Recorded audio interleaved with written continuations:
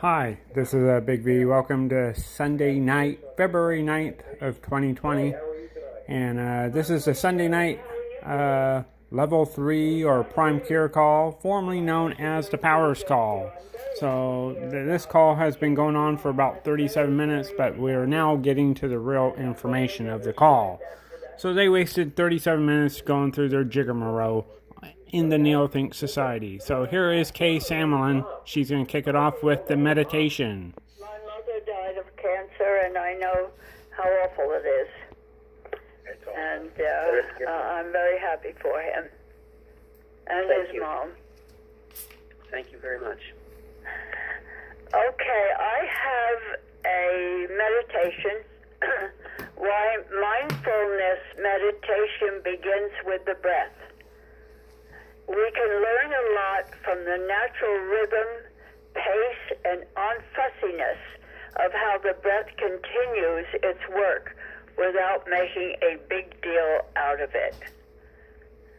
There are a lot of useful mindfulness practices offered out there, like savoring a snack or the walk home, but cultivating the fundamental attention practice of resting your mind on an anchor may be the most important. This involves learning a basic mindfulness meditation, such as following the breath and practicing it on a regular, preferably daily, schedule. My breath is boring, just the same thing over and over again. Surely there must be something more interesting to watch. This kind of comment comes out quite often when people start mindfulness training. It's good to be curious about why we practice mindfulness of breathing, but just because we experience some discomfort during the practice doesn't mean it's not helpful. In fact, perhaps it's helpful partly because the breath shows us our discomfort and the patterns of relationship that perpetuate it. Rather than immediately looking for a more exciting mindfulness practice, let's consider the possible benefits of staying with the breath. Here are a few to ponder. Why mindfulness meditation begins with the breath.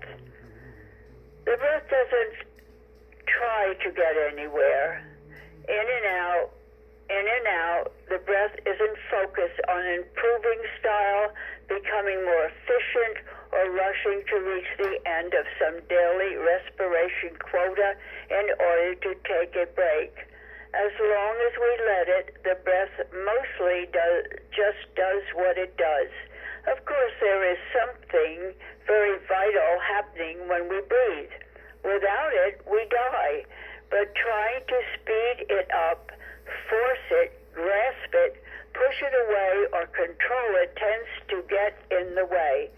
As in breathing, so in life, we can learn a lot from the natural rhythm, pace, and unfussiness of the way breath continues its work without making a big deal out of it. The breath teaches us steadfastness. Much of the time, our minds wander, either drawn to focus, ruminate, or push away unpleasant experiences or chasing after stuff we like. But if we don't practice being still, we are prone to get blown about by every wind, buffeted by the ups and downs of life. By training to pay attention precisely and gently to the breath, coming back again and again, we cultivate a resilience that allows us to be present when difficulty and temptation arises. Distractions still come, but we don't get so lost in them. This is a master key to well-being, and the breath offers a simple, regular, and available tool to practice with and learn from. The breath happens in the body. For those of us unaccustomed to experiencing everything from our heads, The breath invites us to a lower center of gravity. We let go of thinking for a time and come down to the belly. We feel the texture of the breath, its rising and falling, and the physical sensations of movement that accompany it. This helps synchronize body and mind, bringing us more into a mode of present moment sensing. When we feel the breath, we feel the essence of being alive. This often feels good, even if we're having a hard time. As John Kabat-Zinn says, if you're breathing, there's more right with you than wrong. The stillness and space of mindfulness of breathing allows us to move into recovery mode as we take some time out from the frenetic pace of activity or worry that many of us live through. The breath isn't really that boring. Are you paying attention to the breath, or just your idea of how it is, should or shouldn't be? Is this breath really the same as the last one, or subtly different in duration, texture, and intensity? When you open to the actual sensations of breathing, is it really so tedious? Isn't it rather remarkable and wonderful that we are kept alive in each moment through this mysterious process of inhalation and exhalation, of oxygenation and blood pumping, of the air reaching all the cells of the body? Isn't it amazing that there's air to breathe, a body to take it in, and a mind to watch it? Each moment we're interested in the process of breathing, we are training ourselves in curiosity. Maybe other so-called boring aspects of life contain jewels that we miss and dismiss too hastily. You don't breathe, the breath breathes. You are not in charge of your breathing, or at least not so much. Yes, you could hold your breath for a while, and you could choose to breathe deliberately fast and shallow for a time. But fairly soon, any attempt to force the breath will produce countermeasures from within.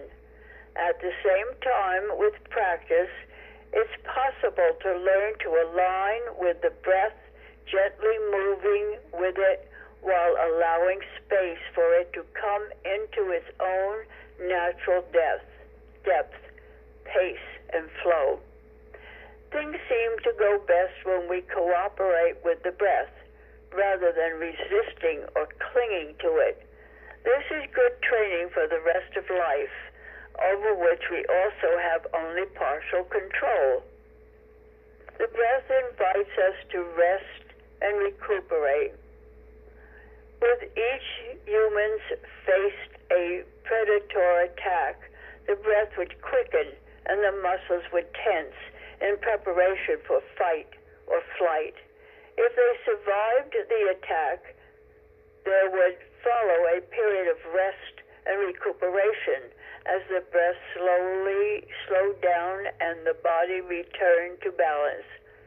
The same reactions occur in us today, except many threats we face are chronic and ongoing: stressful jobs, noisy neighbors, long-term illnesses, etc.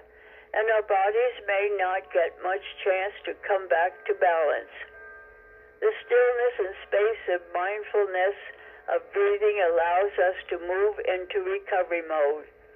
As we take some time out from the frenetic pace of activity or worry that many of us live with, regular attention to breath could save us from overheating and breaking down. And that's back to you, Charlie and Karen.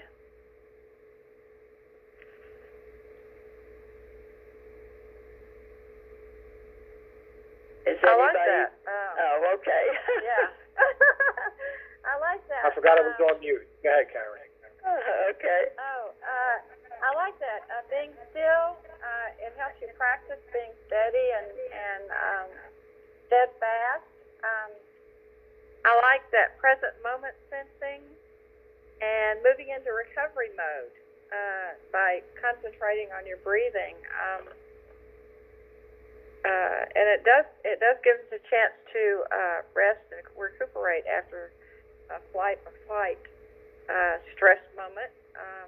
And you're right, a lot of people are in that fight or fight mode most of the day. So if they can stop and just do some mindful meditation and just thinking about your breathing and concentrating on your breathing, then that helps your body to relax and like take a break from all that stress. So that's really good. I like the benefits that you listed. Thank you. Yeah, I Always think good reminder. being aware of our breathing is very important, at least at some parts of the day. If we just concentrate on the breathing, we're not going to concentrate on other things. But I think being aware of breathing is a very important part of body health. It is, yes. Yes, it is. I think most of us don't realize how much it is a part of our, but like if you do meditation, if you do yoga, it all comes down to breathing.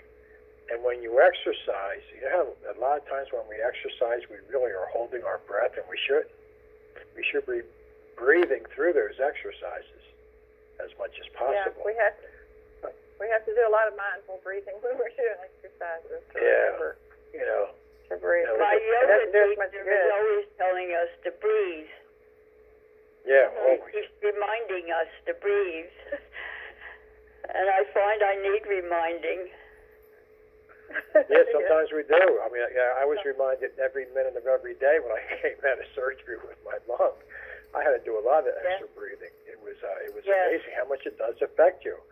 We have to have this air, so we have to breathe in this air all the time. It's like, if we stop doing that, then we won't be here. But it really is important. So I hope you took notes on this. Kay, thank you so much. And now we will move on to what are we going to do? Oh, that's right. We're going to go back to Forbidden Revelations. Last week we did talk about the civilization of the universe, biological immortality, value creation, the forces of nature. We talked about a lot of things, and we covered a lot last week. But I think a lot of people enjoyed it because it was a very upbeat call, because we were talking about the civilization of the universe and what we think it might be. Talking about living forever and how we got to wrap it. And we talked about a 200-year-old vacation. So there was a lot of good talk last week on that. So tonight we're going into Level 3 Essence Meeting, Part 3. If you have the Forbidden Revelations, we're on page 76. If you have the Prime Literature, no, it's not in the Prime Cure, is it? It's in. No, it's not. Just in that book, just in the one book. Okay, yeah, that's right. We just got one book on this one. But anyway, Mark brings up, and I think this is an important topic for most of us, because most of us are retirement age. And he has a question: how can I use all of these great secrets if I am retired? It's not always about business, and we're trying to get that in there, but, most of this literature is not about business. It is about everything else. He says, this is for like the truck driver and the dishwasher and the retiree and the housewife. Yes, it does apply also to the entrepreneurs. But actually, it's a three-puzzle piece. Today's three-puzzle piece does apply beyond business. And I mentioned the arts briefly earlier. I will expand on that a little more in a moment, though.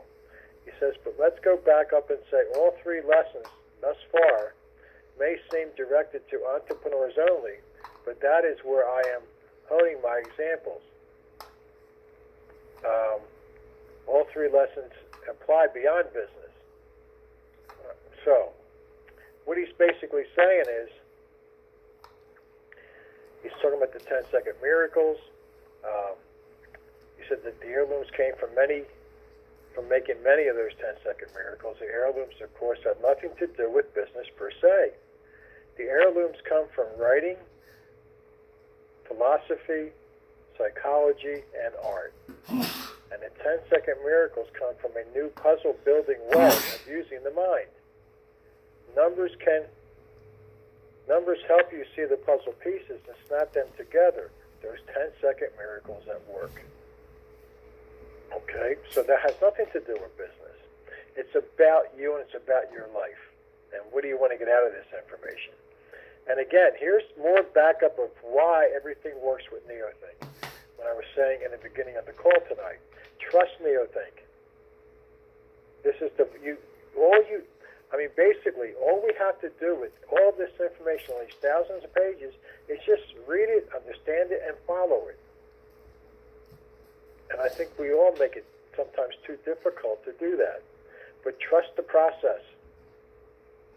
Trust that if you follow this, you understand it, you put it into your life every day, it will get you. It's a guarantee to get you to where you want to go if you just do it. But the essence of these 10-second miracles is pulling together puzzle pieces, puzzle pictures. Numbers are tools to work that help you do that. The 12-second miracle is a new way of using the mind that can apply anywhere in any circumstance. Pushing the mind to absorb knowledge, to see what is, and to integrate something better causes this new way of thinking in whatever you do. Our minds do not do that naturally. That's important to understand, all right? Our minds do not do that. Our minds do not do that naturally. Naturally for us is to be a follower, the bicameral mind. Just follow, and we will all be all right. So when we are trying to put integrations together, and that's the most important thing for us to do, especially in the beginning. Well, how do I integrate? How do I put pieces together? Well, it's a child of the past. It's thinking in pictures. It's putting all the pieces together. It's doing all those different things.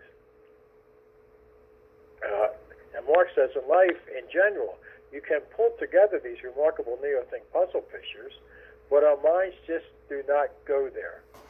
For our minds are infected with a virus, with the bicameral mode known as mythicism. That's why our minds naturally don't do this. Many of you at the secret website are seeing through the eyes of numbers at work, and many of you have begun making 10-second miracles, and that pleases him, all right? But that's how we get there. Just putting these pieces together and understanding why we couldn't do it before, and understanding why the world passed us by, because the world is not set up for us to be successful. The world is not set up for Joe Smith or Mary Jones or anybody else out in this world today that life is going to be easy for us. It's not set up for us to understand that we have to work hard to get to where we want to go, and nobody tells us how to do that. The whole system is rigged against us. They got all the cards, and we gave them all the cards. So now it's time to take back our power and let us start living our lives.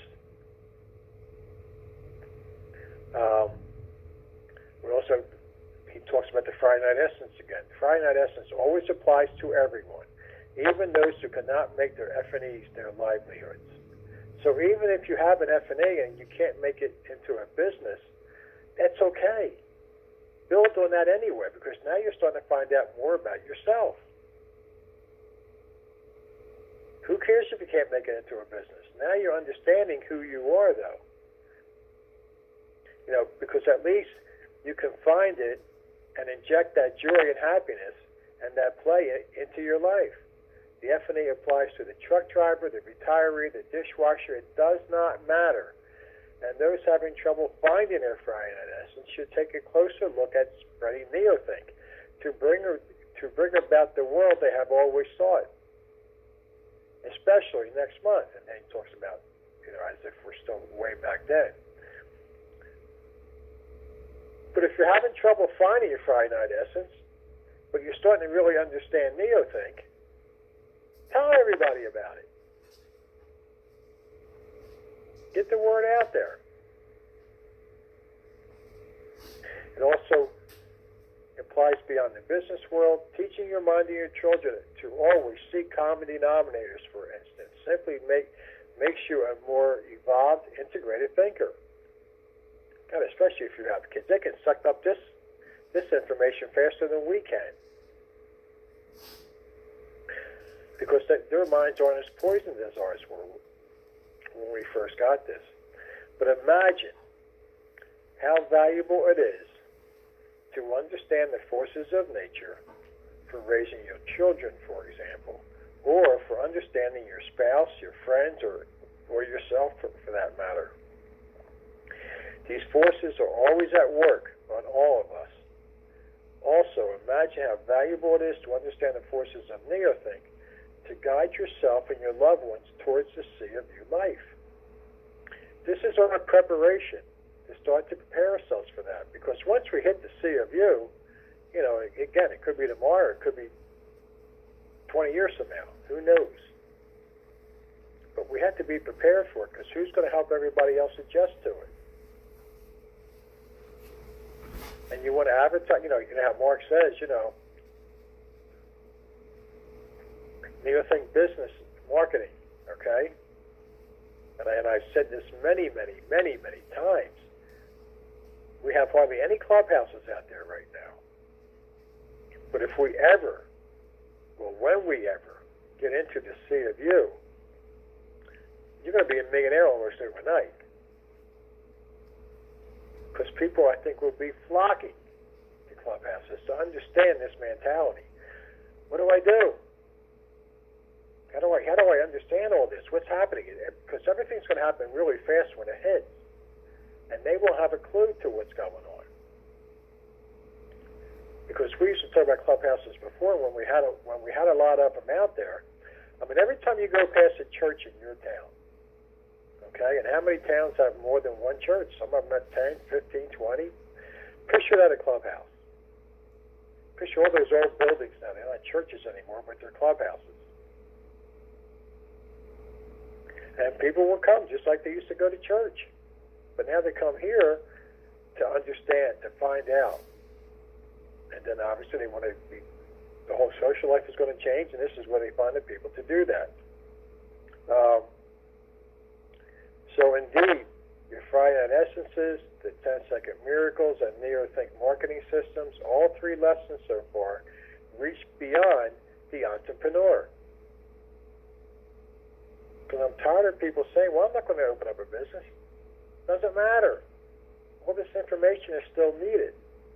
Those three lessons are the tools that you need to make the leap into the next evolution of man, into the mysticism-free Neothink, man or woman.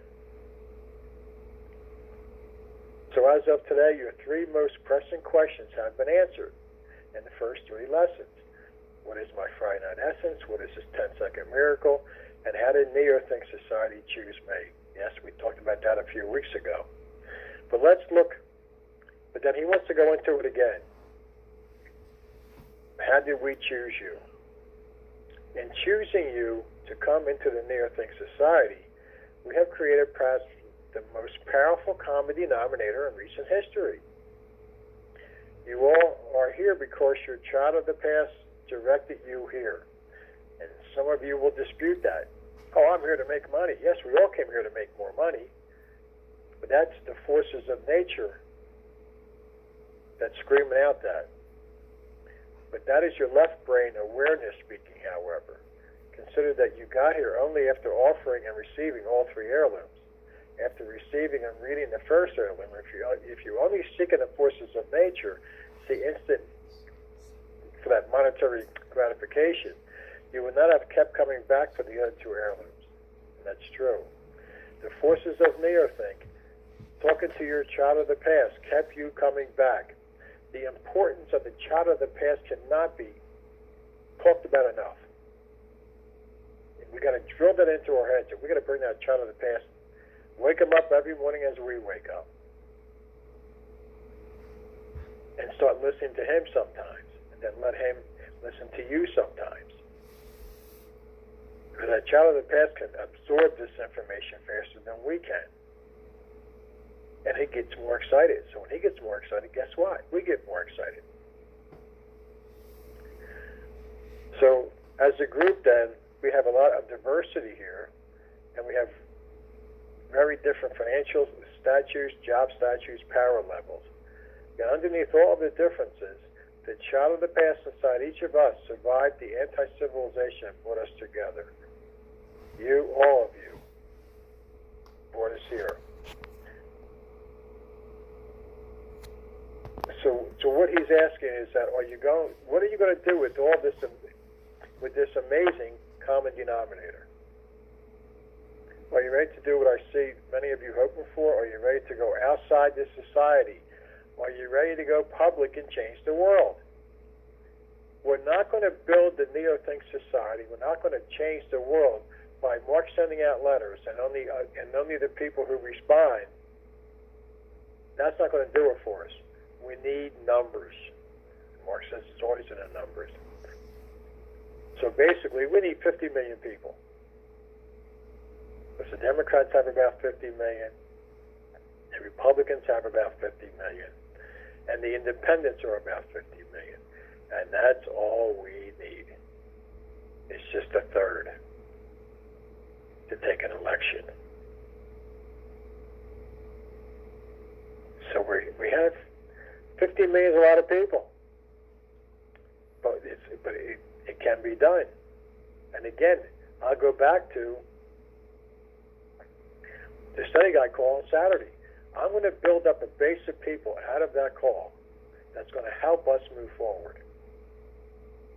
And they don't even know it yet. I mean, I told them, but they said, no, I won't be able to do that. But once they start getting more integrations in themselves, the child of the past will naturally bring them to help build this society. Because we have to build it from within first, but then take it out there. And then you'll start seeing more clubhouses appear. Maybe eventually we can get the 12 Visions Party back, the TVP. It's all possible. We just got to do it. We have to do it. And then we can start. You know. I disagree with Charlie in some of the areas that he's talking about, because I don't know if the Neo-Think Society is truly honest with the 12 Visions Party. That's for sure. I don't think there's ever been honesty in the 12 Visions Party. I always think it's been underhanded and dirty, because nothing's really been up front with the 12 Visions Party, those who've been following the 12 Visions Party back in the past. So that's my opinion. And numbers, I've mentioned numbers is a big thing with the 12 Visions Party too. It's the next mentality of mankind. And no one has it. No one even knows about it. And they actually think out there, well, geez, if we just keep the Republicans in, or if we just keep the Democrats in, or if we keep in the whatever, that it's going to get better. It's never going to get better. Never. If we keep up this system of a two-party political system throughout the whole world, we will kill ourselves. The whole world will be destroyed. It's inevitable. But we have the next mentality. We have it. We have the edge. I've always said we have the edge, we have the edge, we have the edge. We can do this. Because nobody else has it. Nobody has this mentality of being honest. Nobody has the mentality of us thinking for ourselves. They don't have the mentality of being honest in the 12 Visions Party either, so I want to throw that out there. How you like that? How does that grab you? We're going to have that power now. We're going to have the same... We would just get stronger and more powerful every day. Who the hell could stop us? Nobody can. They can throw all kind of mud at us. They can say all the bad things that they want, just like they're doing today. Doesn't matter. We just wipe it off and keep moving forward because they can't stop honesty. They can't. And that's their biggest fear. That is the fear that just scares the... Neothink, if any politician read any of these books, it would scare the hell out of them. Because they know that they can't stop this. But they know that we can stop them. And that's what really scares them.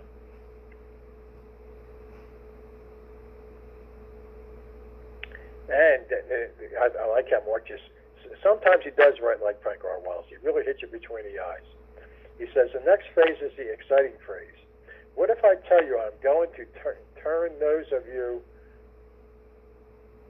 who are interested into marketing, bringing Neothink to the public? Okay? Does that touch a nerve in you? Does that touch a nerve of you being your finite essence? Let me add that Neothink is truly the only product on earth that everyone needs. Yeah, that's, if you're into marketing at all, is there anything out there that everybody needs?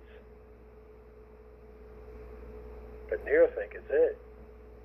Everybody needs this. Everyone.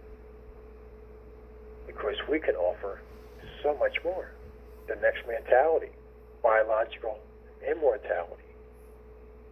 Everybody has a finite essence. Everybody has a child of the past.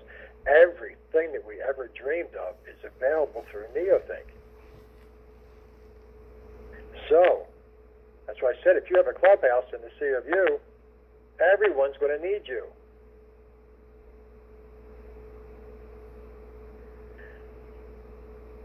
You are among the first generation of taking Neothink public. You are in a rare moment in Neothink history. And when we used to talk about the 12 Visions Party a lot, and me and Steve used to, we used to talk about the Founding Fathers. And basically, we could be that second generation of the Founding Fathers. We could, because our Founding Fathers, most of them were not that, their backgrounds were not that impressive. A lot of them were broke, a lot of them failed at business, or they failed at this, and they failed at that. There wasn't that many well-established men. And yet, they defeated England, the greatest army in the world at the time. And they led their own country. That was so different. It was like unbelievable.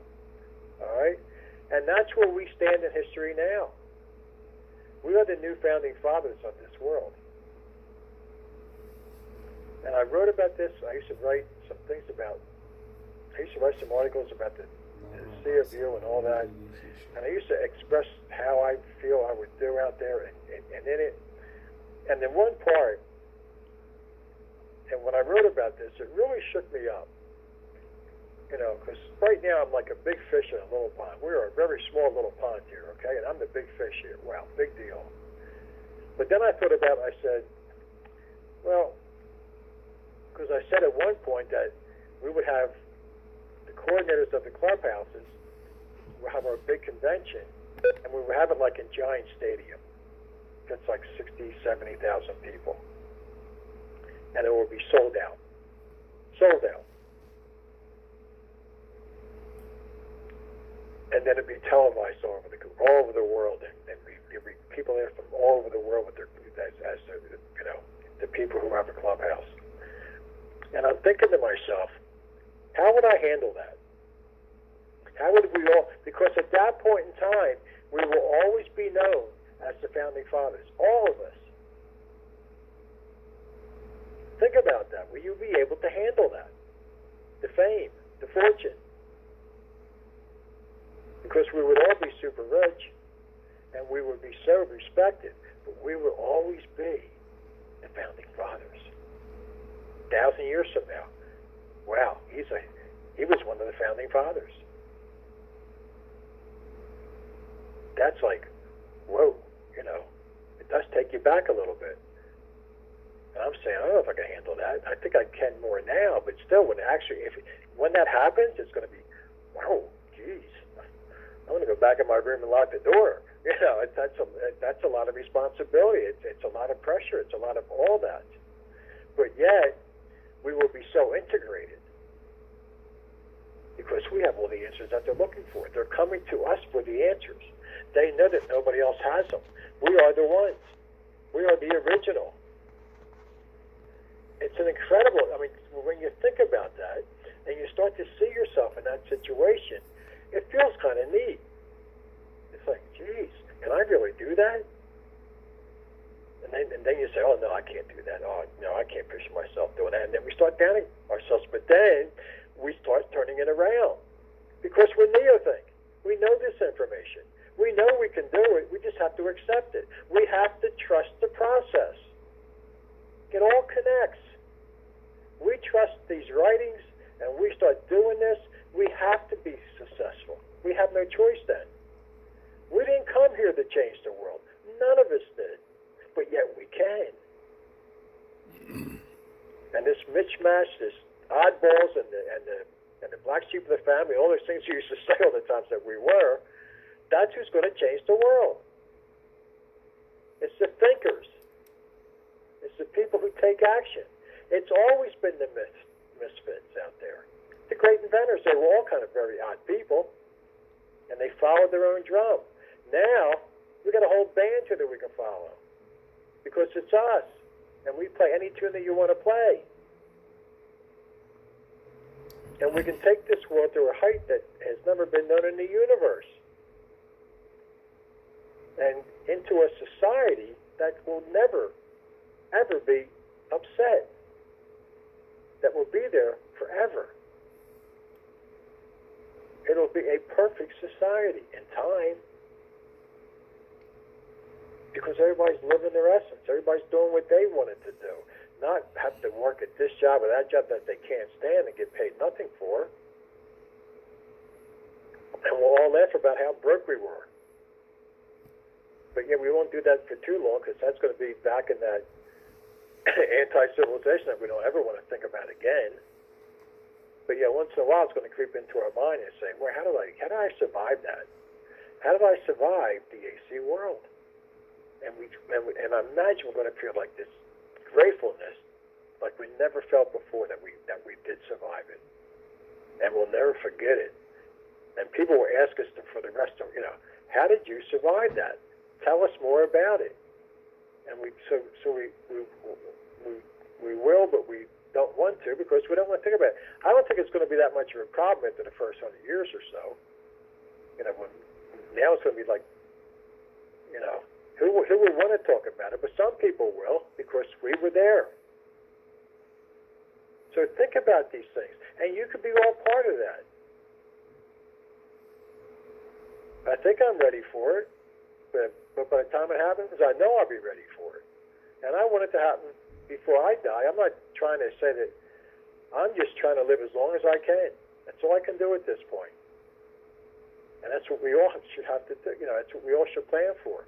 We all should take care of ourselves better. We should do all these different things because we want to live to see this happen. I got 12 years here now. I don't want to just blow that 12 years off. That's why I'm still here. And I know Steve had to be pissed off because he died on us. And I imagine he wasn't too happy at first. But hopefully but now he has all the answers that we're still searching for. And we might see him again someday. So basically, I know I'm going way over here, but so basically Mark got this up and say, once again, going public will start in two ways. Spreading neothink by bringing outsiders into neothink, and also spreading neothink by bringing people into our political party, the TVP. That's the two main ways that this is going to grow. It's going to grow by clubhouses and the 12 Visions Party.